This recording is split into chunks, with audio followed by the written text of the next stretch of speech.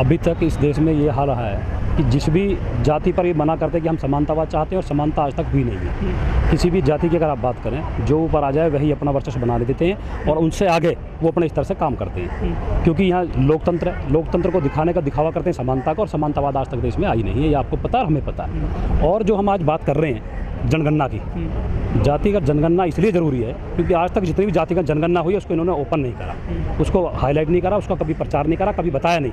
क्योंकि जब उसमें खर्चा आता करोड़ों रुपए जातिगत जनगणना का, जो ये घर घर जाके सर्वे करते हैं, गाँव का हर प्रदेश में सर्वे करते हैं, सर्वे करने के बाद आज तक इन्होंने जातिगत जनगणना को कभी भी ओपन नहीं करा। उसका रीज़न क्या रहा? उसका रीज़न यही रहा क्योंकि बताना नहीं चाहते कि ओबीसी SC ST इस देश में कितना है। सही मायने में 85% इस देश में SC और SC OBC है इसमें, लेकिन उसको कभी भी जागरूक नहीं करते क्योंकि उन लोगों की जो शक्ति है वो जग जाएगी। लेकिन मोदी जी ने भी मंत्री बनाए जी ओबीसी समाज के, तो बड़े बड़े उन्होंने प्रचार किए थे कि हमने इतने मंत्रियों को जो ओबीसी जाति से आते हैं उनको मंत्री बना दिया है। मोदी जी तो काफ़ी प्रचार करते हैं ओबीसी के लिए। देखिए साहब, आज हम जब इसकी मंत्री की और किसी भी पार्टी के नीचे कार्यकर्ता की बात करें तो उसमें तो वो वैसे ही काम करते हैं जैसा सरकार बोलती है, जैसा उनका शीर्ष नेतृत्व बोलता है वैसे वो लोग काम करते हैं। उनका विषय सिर्फ वो प्रचार कर सकते हैं कि भाई ये फलां जाति से ले लिया, उसको सिर्फ वोट बैंक बनाने के लिए, उसके आधार पर ये वोटें लेते हैं, बाकी इससे अलग कुछ नहीं कर पाते। और क्योंकि देखिए, आप जब भी कोई बड़ा पेड़ होगा, कोई बड़ा पेड़ आप नीम या अमरूद या कोई बड़ा पेड़ जब होता है उसके नीचे आप छोटा पेड़ पैदा कर दो तो वो कभी भी उससे ऊपर नहीं निकल पाता।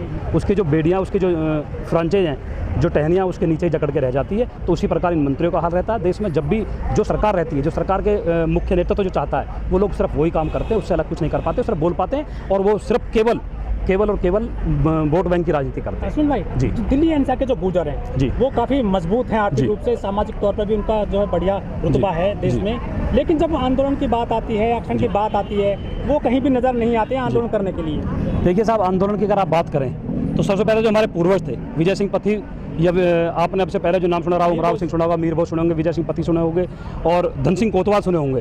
1857 की जो क्रांति थी उसका जो बिगुल बजाया था वो धन सिंह कोतवाल ने बजाया था, जो मेरठ घाट पाचले गांव से बिलोंग करते हैं। उसके बाद मैं बता दूं, अगर वर्तमान की आप बात करें, अभी कुछ साल पहले आपने राजस्थान का सुना होगा, 72 गुर्जर भाई मारे गए, तो वो भी गुर्जर आंदोलन था जिसमें रेलवे लाइन भी पार दी गई थी, हर रोड बंद कर दिया गया था। तो गुर्जर ऐसा आंदोलन भी करते हैं। भाई जो गुर्जर है ना राजस्थान के और जो ग्रेटर नोएडा के गुर्जर है, जमीन आसमान का अंतर है, ये कभी इतना आंदोलन नहीं कर पाते। आपको मैं बताना चाहता हूँ, अगर गुर्जर आप गौतम बुद्ध नगर की बात करें तो शायद आपको ये पता होगा, धारा 144 या तो कश्मीर में लगी रहती है या गौतम बुद्ध नगर में रहती है।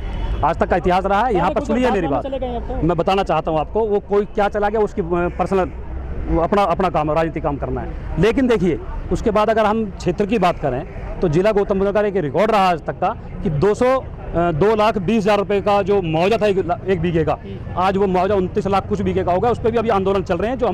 जो रेट होना चाहिए जमीन का, वो आज भी रेट नहीं है, इसलिए हम आज भी आंदोलन बरकरार हमारे चलते रहते हैं। आपने देखा होगा, आप हमेशा चले जाओ, ऐसा कोई महीना, ऐसा कोई सप्ताह नहीं जाता जब हमारे आंदोलन गौतम बुद्ध नगर में नहीं चलते। अश्विन भाई, आप करेंगे जमीन के पैसे की बात कर रहे हैं, आंदोलन कर रहे हैं जमीन को लेकर, बड़ी बड़ी गाड़ियां हैं गुर्जरों के पास, बड़े बड़े मकान है, सोने की चैन पहनते हैं, गले में भी और मोटी चैन बड़ा पहनते हैं। लेकिन जब बात आती है अपने अधिकारों की, आरक्षण की बात आती है, तो वो कहीं नजर नहीं आते हैं। ग्रेटर नोएडा के गुर्जर, दिल्ली एनसीआर के गुर्जर, जबकि आप बात कर रहे हैं कि राजस्थान के जो गुर्जर हैं वो उन्होंने पुलिस की गोली खाई है राजस्थान में। देखिए साहब, हक लिया है, इतिहास रहा है। राव उमराव सिंह अगर आप जानते हो तो दादरी कठेड़ा गांव से बिलोंग करते थे। राव उमराव सिंह जो हमारे पूर्वज थे, तो वो भी आंदोलन उन्होंने दादरी गौतम बुद्ध नगर से उठाया था, जो नोएडा में बिलोंग करते हैं। तो ये तो आपका कहना बेकार है कि भाई इसमें मेहनत नहीं करते। ऐसा तो कभी आज तक हुआ ही नहीं कि गौतम बुद्ध नगर में, देखिए इस देश में अगर चिंगारी स्टार्ट हुई तो गौतम बुद्ध नगर से हुई, नोएडा से स्टार्ट होती है। आज भी लगातार हम आंदोलन करते रहते हैं। और देखिए, आज भी मैं आपको बता दूं, सबसे पहले अगर हम जातिगत जनगणना की बात करें तो यहाँ जो सबसे पहले आए तो हम ही लोग गौतम बुद्ध नगर की गाड़ी सबसे पहले आके गेट पर खड़ी हुई है। लेकिन एक जी बीजेपी के सांसद हैं जी, गुर्जर वादियों को गाली दी थी उन्होंने, वायरल हो गई थी वो जी। गुर्जर जंतर मंतर भी पहुंचे थे जी, लेकिन फिर जो है वो सब बैठ गए। देखिए, उसमें आपको पता होगा कि गुर्जरों ने उसमें काले झंडे भी दिखाए और उसके बाद उनके गांव में जाना भी बंद कर दिए। प्रत्येक गांव में बोर्ड लगा दिया गया, लापता सांसद का नाम से भी बैनर बोर्ड लगा दिए गए। उसके बाद आज भी उसमें कंटिन्यू मेहनत चल रही है और उसमें प्रयास ये रहेगा कि जो ये मेन जो राजनीति हो रही है, ये सिर्फ एक चेहरे की राजनीति हो रही है पूरे देश में, उससे अलग कुछ नहीं है। बाकी ये तो सिर्फ डेमोक्रेसी है यहाँ पे भारत में। जो आजकल हमारा जो लोकतंत्र है, लोकतंत्र में सिर्फ और सिर्फ वोट की राजनीति है और ये वोट बैंक है। उसमें क्या होता है, जो हमारे छोटे मोटे नेता जो स्टार्ट होते हैं उन्हें ये गाँव घर पकड़ लेते हैं एक दो को, उनकी पर्सनल जो राजनीति चमकाने के लिए वो लोग इनसे जो इनका अपना सर पर हाथ रखवा लेते हैं, उससे अलग कुछ भी नहीं है। बाकी तो जो समाज हमारा वो आज भी चिढ़ा बैठा है।